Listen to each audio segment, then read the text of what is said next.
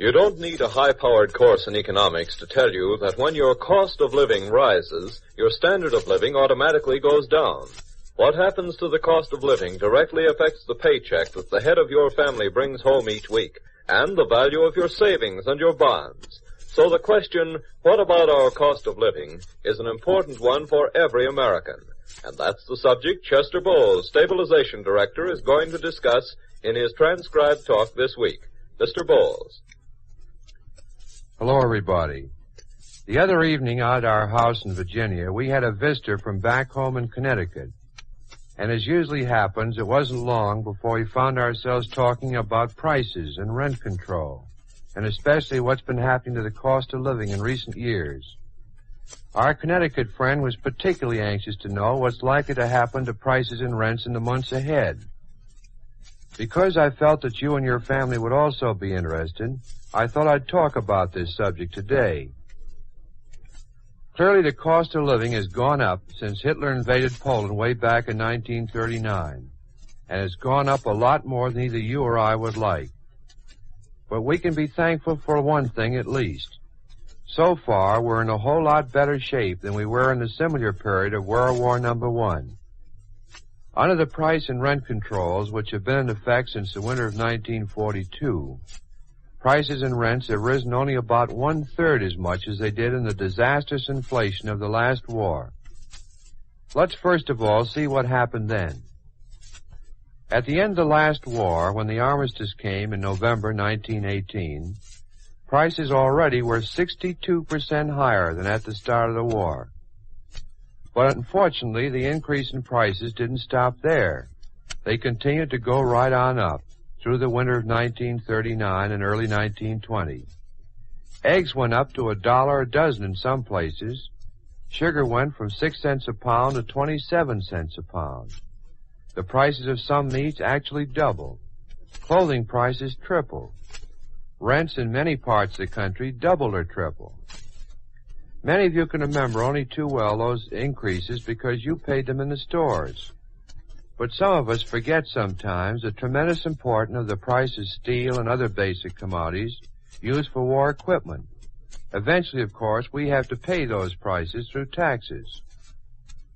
I wonder if you realize, for instance, that more than a third of the entire cost of the First World War came about because prices of so many raw materials, the materials used in the war weapons that we have to buy, were going up and up all the time. For example, copper prices almost doubled, and steel plates used in ships and tanks more than tripled. Well, by May 1920, the prices of food and clothing and everything else finally got so high that most people simply couldn't afford to pay them anymore. And then, of course, the bottom dropped right out of our economy.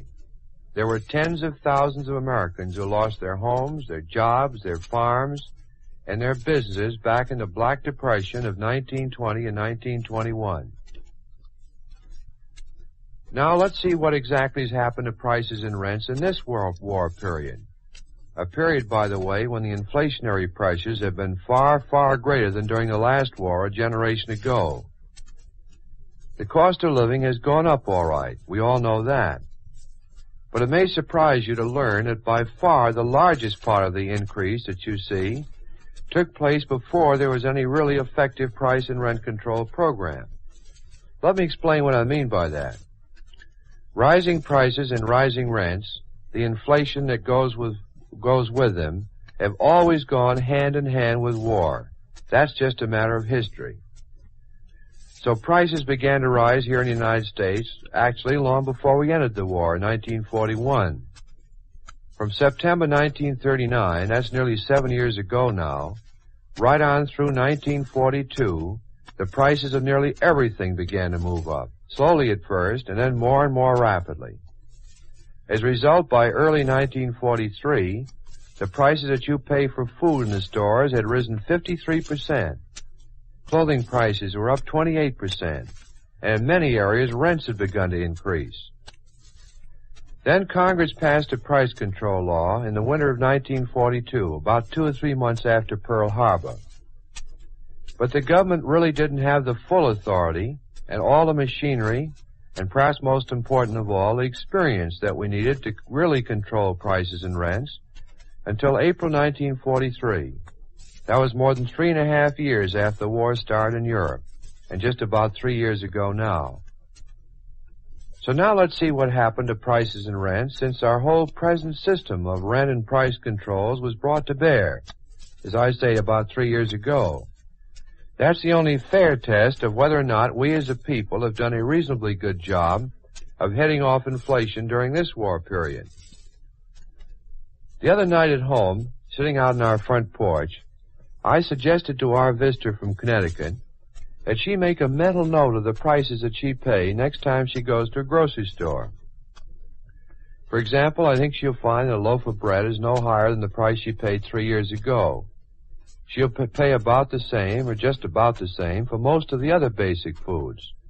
For milk, for instance, and meat and cheese and cereals and most of the canned goods. She'll also pay about the same for most of her fruits and vegetables. Although, of course, the prices of these will vary a little bit, up or down, depending on the crops, whether they're plentiful or not. Now, every housewife knows that food takes up by far the largest part of the average family budget. So I think we'll agree that it's important to all of us that the cost of food has been kept pretty well in line during the last 3 years. That is, since we really got control of it back in 1943 in May. Now, the next largest part of the average family's expenditures go for rent. If you live in an area that's under OPA rent control, and if you're living in the same house you rented, say, 3 years ago, I think the chances are fully 20 to 1 that you're still paying the same rent. However, when it comes to clothing prices, the record is definitely not good. Clothing, with all its different styles and types that change from year to year and season to season, has always been a tremendous problem to us. I believe that if we'd rationed clothing and apparel early in the war, and if we'd placed more firm and effective controls on how textiles would be used, I'm convinced that we could have done a much better job of keeping those prices in line. As it is, apparel price increases, even during the last 2 or 3 years, have been sharp and serious, and I believe the government has to take part of the full responsibility for that. On top of that, as we all know, the quality of much of our clothing has become shoddier. The record on price control and house furnishing isn't any too good either. But fortunately, clothing and house furnishings take together only a fraction of the average family's budget. That is, of course, unless you're a returning serviceman with a full new wardrobe to buy. So the increases in that general field have not been quite as serious to the average family as it would if prices of rents and food had gone up. Moreover, during the last few months, we've gotten a much better grip on those prices, that is, house furnishings and apparel. I really think if we get the legal authority to keep ceiling prices on these things after July 1st, that we can protect you against any further serious price rises in these fields. I wonder if you've ever wondered what would happen if there were no controls on prices and rents at all. I wonder if you wondered how high prices and rents would go if we took those controls off tomorrow. Of course, your guess is as good as mine. But if homes for rent are as scarce in your town as they are here in Washington, or in most cities throughout the country, it doesn't take much imagination to estimate what your rent would be if controls were taken off. We do know what's happened in several cases where price controls were lifted or removed too soon. Perhaps you remember what happened on oranges last Christmas, for example. The prices shot up overnight. In fact, they went up so far that we had to put ceiling prices back on again. Of course, we know, too, what's happened to the prices of things on which the government has never been given the legal authority to set ceiling prices. Take movie tickets, for example. In some parts of the country, they've gone from 40 cents to more than $1. Haircuts in many areas have gone up from 40 cents to 75 cents or $1. And permanent waves that used to cost you ladies $5 before the war often cost as much as $15 today. Or, more important than all of these, let's take houses and lots, or the rentals for stores and offices. The increases there have been an absolute scandal. I've urged and urged and urged that the government be given the authority by Congress to put a stop to those increases. But for the last 3 years, that authority has been withheld. Now, lately, I know that you've been hearing about price increases on this item or that one. And I know you've been wondering what effect they're going to have on the cost of living from here on out. For the first 5 or 6 months after VJ Day, we continued to hold prices pretty gently in line. But then beginning in March, we had to allow some increases, particularly on items like automobiles and washing machines and other household appliances, items which had been out of production all during the war. Now, most of these price increases had to be given in order to take care of higher manufacturing costs. And in many cases, the higher manufacturing costs resulted from necessary increases in wages. You know, when the war ended, many factories stopped working overtime. As a result, many hundreds of thousands of workers were transferred to lower-paying jobs. The result was a great many people were taking home only about one-third less pay each week than they received during the war. That was a tremendous cut in the budget of a good many thousands of families. So the government allowed wage rate increases that would at least partially cushion this shock, this cut in the family budget of tens of thousands of families.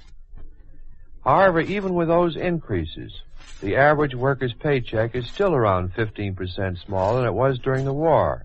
I think too many people fail to realize that. Now, believe me, we've worked hard to keep these increases in manufacturers' prices just as small as possible, and to keep them from affecting too seriously the prices that you pay in the stores. However, some adjustments were necessary in order to ensure that we would get the heaviest possible production of all the things that we want and need. Then, in addition, a short while ago, we had to make some price increases in the price of grains, wheat and corn and rye and other products like that. Those increases were necessary in order to get more grain for shipment to starving people overseas. What happens from here on depends chiefly on what happens to the price and rent control law, which is up before Congress right now. As you know, that law expires on June 30th, and that's only 6 weeks from now. Naturally, if our authority to keep the lid on your rent and on the prices you pay in the stores is weakened, your cost of living is going to go up. I know you realize that right now Congress is facing a crucial decision. But here's an important point. Even if we have a really effective price and rent control after July 1st, it isn't going to be easy to win the final victory in this fight against inflation.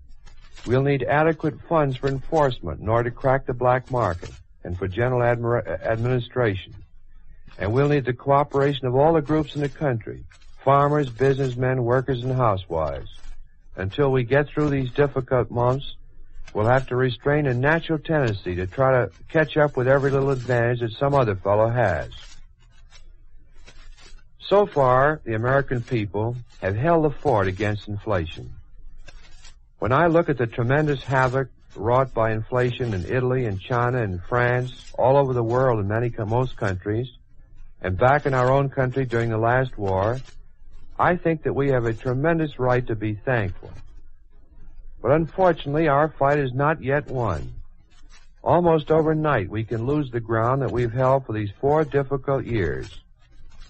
But believe me, I have a lot of faith that we as a people will summon all our courage and good sense in the dangerous weeks and months just ahead, and that we won't let the final victory over inflation, the fight to hold prices and rents in line, we won't lose that fight in the last round. And now, in the next week, goodbye to you all. You have been listening to Chester Bowles, Stabilization Director, in another of his transcribed talks on economic problems confronting America today. This week, Mr. Bowles spoke on America's cost of living. The program came to you from Washington.